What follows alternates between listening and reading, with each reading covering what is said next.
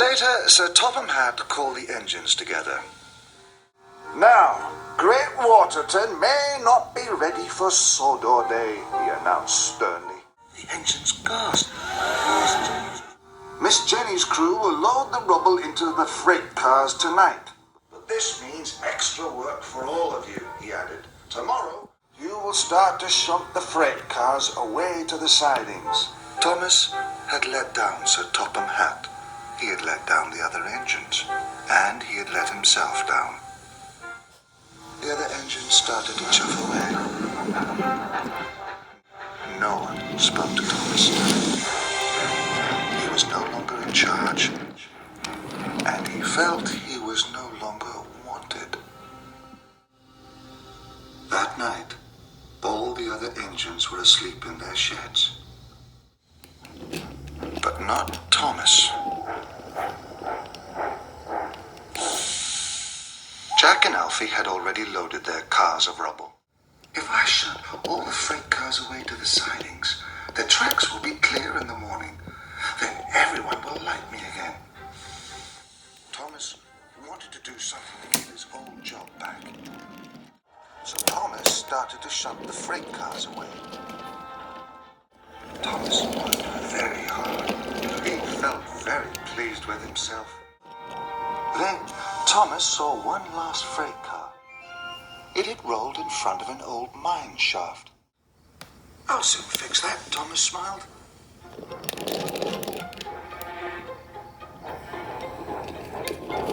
Then there was trouble. Thomas lifted the car too hard. It rolled forward and disappeared into the mine. "Cinders and ashes," exclaimed Thomas. "Where did that freight car go?" Thomas rolled forward and peered inside. It was very dark. "I must finish the job," he huffed. "I'll soon find that car." And Thomas puffed into the mine.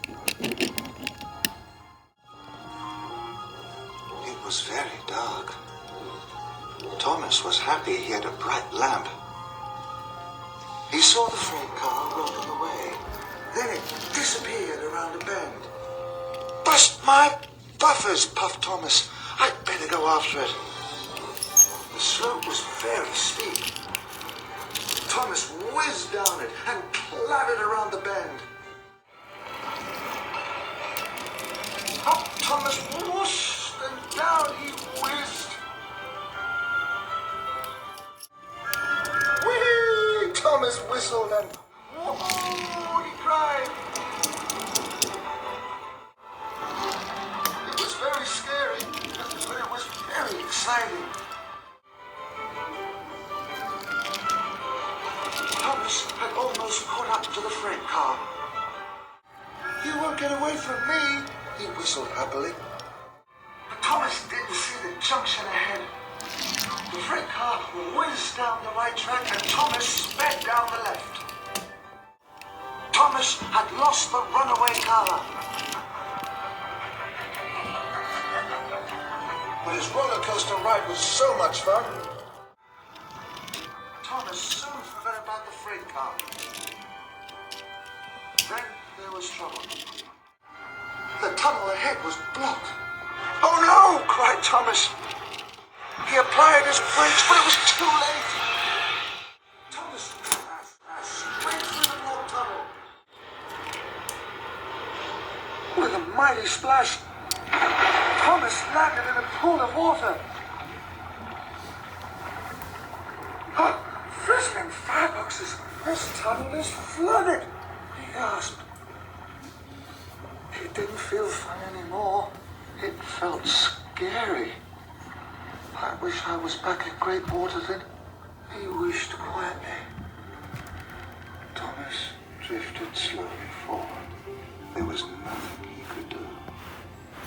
"Cinders and ashes," Thomas gasped as he floated along the tunnel. He tooted as loudly as he could. "Help!" he cried. But there was no one there to hear his whistle. "No one will find me now," Thomas wailed. "No one will want to find me."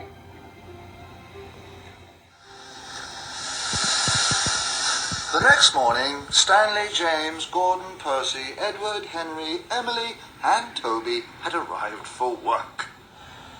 "Where's Thomas?" Stanley asked. The engines looked. Thomas wasn't there. They all thought hard. No one knew where Thomas was. James was worried. He asked the little engines at the junction, "Have any of you seen Thomas?" James puffed. None of the little engines had seen Thomas either. Percy called Jack and his team together. "We can't find Thomas," Percy peeped. "Do you know where he's gone?" Jack and his team thought hard, but none of them had seen Thomas.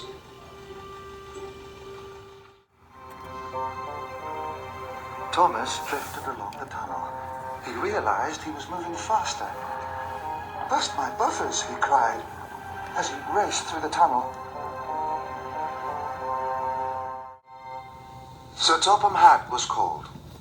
"Sir, Thomas has disappeared," Edward puffed. "No one knows where he is," whistled Emily. "And I miss him," peeped Percy. "This is very strange," boomed Sir Topham Hatt.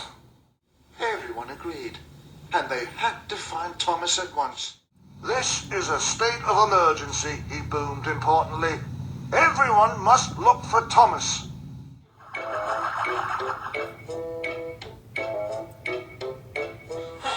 Where is Thomas? Where has Thomas gone? Perhaps he's playing hide and seek, or something's really wrong. Sir Topham Hatt has spoken. Thomas must be found. Everyone is searching every inch of Sodor ground. The engines search the sidings, and every length of track. They look for him wrapped his machetes, the front, the side, the back. The children get a day off school to hunt for you know who. And even Lady Hap joins in case she finds a clue. But oh, where is Thomas? Where has Thomas gone? Perhaps he's playing hide and seek, or something's really wrong. Sir Topham Hatt has spoken. Thomas must be found. So everyone is searching, but look who's underground. Thomas is having a whale time. He's trapped inside a ditch's mine. He's running and running down a flooded track. He just can't stay when it's all over. He just can't stay when it's all over.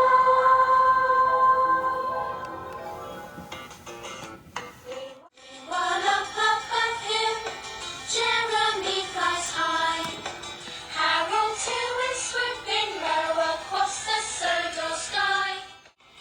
Everyone is searching, Salty and the dogs. Bertie, Terence, everyone behind his ragged log. Where is Thomas?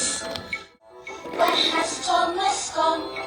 Perhaps he's playing hide and seek, or something's really wrong. Sir Topham Hatt has spoken. Thomas must be found. So everyone is searching to every inch of Sodor. Deep inside the mine, Thomas went up and down, round and about. And the water roared around him. Sir Topham Hatt drove and drove to every lookout point.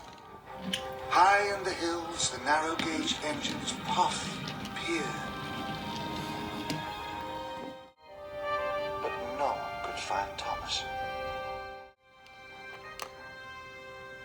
Sir Topham Hatt stood by the tumbled tower. Everyone was tired. Everyone had tried their hardest. But there was no sign of Thomas. "Sir, we have to find Thomas," peeped Percy. "He found Great Waterton. It's his town." We can't have the opening without him. All the engines agreed. You're quite right, Percy. Boom, Sir Topham Hatt. We must find Thomas. Stanley also knew how important Thomas was. He chuffed away thoughtfully. Stanley arrived at the sidings. A train of freight cars was waiting for him. But Stanley wasn't thinking about freight cars. He was thinking about Thomas. Stanley thought back to the day when Thomas saw him pulling Annie and Clarabelle. And he remembered the evening at Tidmouth Sheds. Thomas was upset because Stanley was in his berth. Then Stanley remembered Thomas's face after the accident. Thomas isn't a bad engine. He's a sad engine, Stanley puffed slowly. I wonder if he has run away because he thinks no one likes him anymore. Maybe Thomas is hiding up in the hidden hills. I'll look for him there. I must tell him we all miss him. And Stanley whooshed away to the hills. In the dark tunnel, Thomas was very scared. He was washed and waved forward. His fire had gone out and his boiler was cold. Stanley was high up in the hills. "Where are you, Thomas? We miss you," he whistled. But only his echo came back.